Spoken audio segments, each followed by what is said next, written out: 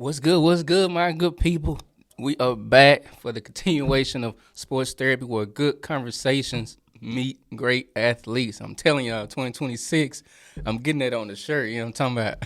I am getting that on the shirt, man. That is the slogan. But I got to continue the conversation. Another hot topic here in the NBA world for all my NBA heads, all my NBA fans. I think this is a great topic of what I'm getting ready to get into.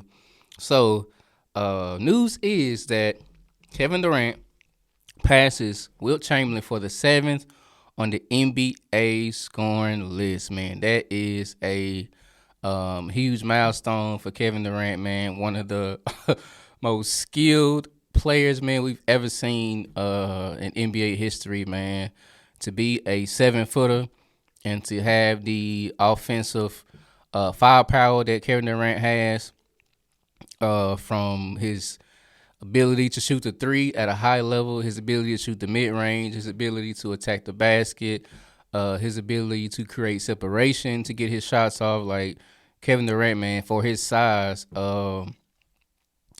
he's just a dominant player, very skilled at what he does, and because I think it makes up the difference because we know Kevin Durant, he's not this guy who has this physical physique for somebody like LeBron James, who's 6'8", 260 pounds, coming down the line, like a freight train and getting people out the way. But, I think what makes it up for Kevin Durant is his skill sets, his ability, man, to shoot the rock, man, at a high level. So I think that is a huge deal for Kevin Durant to hit 7th on the NBA scoring list.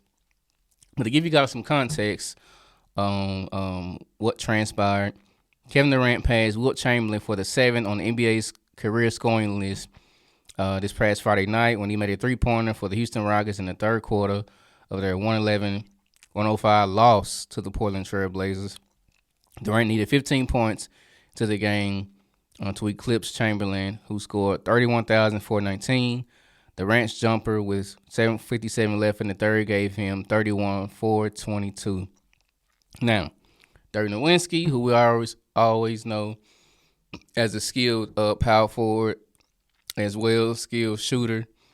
We know him for lifting up the leg, shooting the mid-range. A lot of people have monitored their game, after that. Dirk Nowitzki is 6th on the career list with 31,560 points, 560 points. Here's what Durant says. He says, to be amongst the greats is always an honor. With Wilt is somebody I studied and tried to look up to as much as I can. A player like that. Like I always said, he set a standard for the NBA players, and I'm grateful to reach that. Inspired by what he produced for the game of basketball. Durant, 37, is in the 18 NBA season and is a 15-time, not one, not two, not three, but 15-time All-Star. He finished Friday's game with 30 points, 12 rebounds, also surpassing 8,000 career rebounds.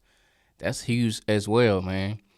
No, it doesn't amaze me when you see the work ethic and what he does on a day-to-day basis. This is Coach Ime Udoka for Houston Rockets, who's quoting this, says before Friday night's game about Durant's impending milestone.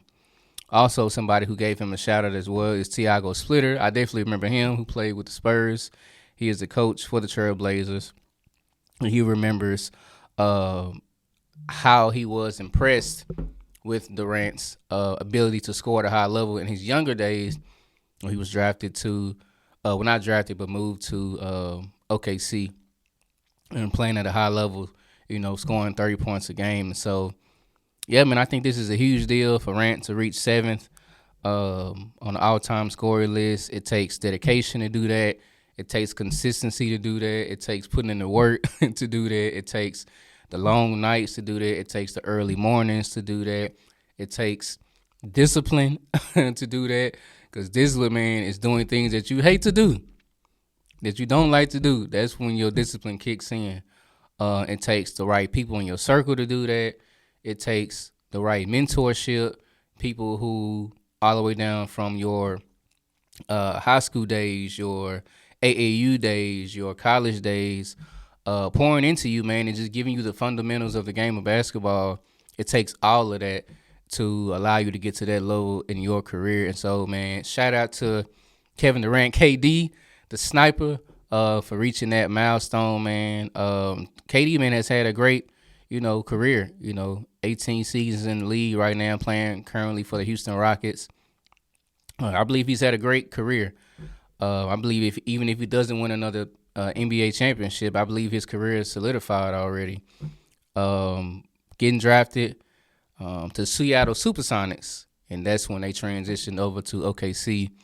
Before that, playing for Texas Longhorns. That's what we all saw him rise in his basketball career, and then getting drafted by Seattle Supersonics, and then they make the transition, make the change, and now they become the OKC Thunder. So in those early days with him and Russell Westbrook and James Harden, and just a lot of other players that were on that team. Then we see his journey shifting from OKC, going to play with the Warriors. End up getting 2 titles over there. Now, we already know that they already had an established team, 73-9, I believe, before KD got there with Clay, Draymond, and Steph. KD comes, and they end up winning back-to-back titles, playing LeBron and the Cavaliers in that time frame. So even though they had this team that was already solid, already had won a title prior to that, I believe he enhanced them. There were moments watching those playoff highlights, watching those NBA finals, and Durant just going to work, just cooking. I'll never forget in one of the, I believe, in NBA finals when Bron was guarding KD, and KD, just coming down with confidence, pulling up 3 and knocking it down. That's because we see him as this high-level three-point shooter, because there's 3 ways that you can score. I remember Bron talked about this on Mind the Game. You have somebody who's very gifted at shooting the 3-ball. You have someone who's gifted at the mid-range, which is overlooked. A lot of people don't practice the mid-range. That's for another topic. And then number 3, you have people who are very skilled at attacking the basket with their speed, with their ability to dribble, ball handling, and getting to the rim. And because Kevin Durant, with him being 7 foot, he has the ability to do all those things. He shoots the 3-ball well. His mid-range is deadly. He can attack the basket, and he can create separation. And so, I think he definitely enhanced the Warriors when they won those 2 titles when he was playing with them. And then later on in his career, he shifts. I believe after he left the Warriors, he went to the Brooklyn Nets. I think I talked about this on one of our previous shows. That was probably one of the worst trades in NBA history because it didn't work out. That's what I meant when I was giving you guys why I talked about that, when it was Kevin Durant, when it was Kyrie Irving, when it was James Harden. These are all great players. They are all skilled at what they do. Kevin Durant playing small forward, Kyrie playing the point guard, James Harden playing the 1 and 2 hybrid. And it didn't work out because all 3 of them were not healthy at the same time. There were times where KD and Kyrie were on the court. There were times when KD and Harden was on the court. There were times where Kyrie and Harden was on the court. So we never saw all 3 of them on the court at the same time to see their full potential or what they can possibly do playing for the Brooklyn Nets. And a lot of backlash went to Steve Nash because he was the coach at that time. His first year being a coach with the Brooklyn Nets and trying to take these 3 players and their supporting cast, to the playoffs, and the ultimate goal is to get to the finals and win. But we didn't see that because, injuries play a part when it comes to sports, and it definitely hinders a team and their potential. Fast forward, KD leaves the Brooklyn Nets, and he goes play with the Phoenix Suns. Now, we all thought it was going to work there as well. You had Kevin Durant, you had Devin Booker, who's a high-level scorer. They brought on Bradley Beal, who was a great wing and who can shoot, the 3-ball.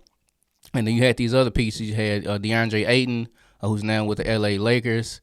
And so, they had these pieces that we thought that was going to put Durant in a position to win again. And, of course, that didn't happen. And so we've seen it time after time throughout the NBA, throughout the league. We've seen these great players come on certain teams, but it doesn't always pan out. You go back years later, back in the 2000s when Shaq, Gary Payton, and Karl Malone were all playing for the LA Lakers. Yeah, they all great players at what they do, but it just didn't work. And sometimes it just don't. But that plays a part with supporting cast. It plays a part with the coaching staff. All of these elements play a factor in how an organization is built. So KD plays for the Phoenix Suns. Don't work out. That doesn't diminish who he is as a player. And so fast forward, we see him now with the Houston Rockets with Coach Ime Udoka, who's a former coach of the Boston Celtics. And I believe they have a great group. I believe they have a great young core over there. You got KD being the leader. He has experience. He has playoff experience. He has 2 NBA titles. He just got skin in the game. He's 18 seasons in. And so for him to go to the Rockets, I definitely thought that was a great move because they really didn't have anybody who was a sniper.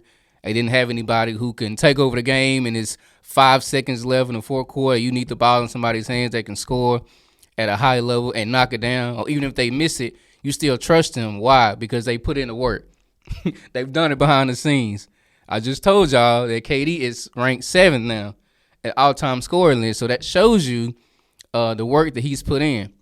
And eventually he's going to pass Dirk Nowitzki here in a little bit at place number 6. And so, yeah, I'm happy for you, KD. I mean, you my guy, man. You're going to go down as a Hall of Famer. You're going to go down as one of the greatest scorers in NBA history. You're going to go down as one of the top guys in the league, man. Yeah, you got a lot of backlash for leaving OKC and going to play with the Warriors because they already had a championship team. Bron went through that as well. You know what I'm saying? Getting your jersey burned, fans breaking their TVs, fans going crazy because they didn't left. You got to do what you got to do at the end of the day. We as people, we as human beings, we make the decisions that we feel like is best for us. And KD felt like that was the best decision for him to win. You know what I'm saying? And so he ended up getting 2 titles out of that. But shout out to Kevin Durant, man. Seems like a cool dude. Seems very laid back. And hopefully one day, I'm speaking into his instance, man, that we'll have these high-level players, man, here on Sports Therapy, where we can sit down and have great dialogue with some of these great NBA players, man. But KD, I'm happy for you, brother, man. 7-time all-time scorer list.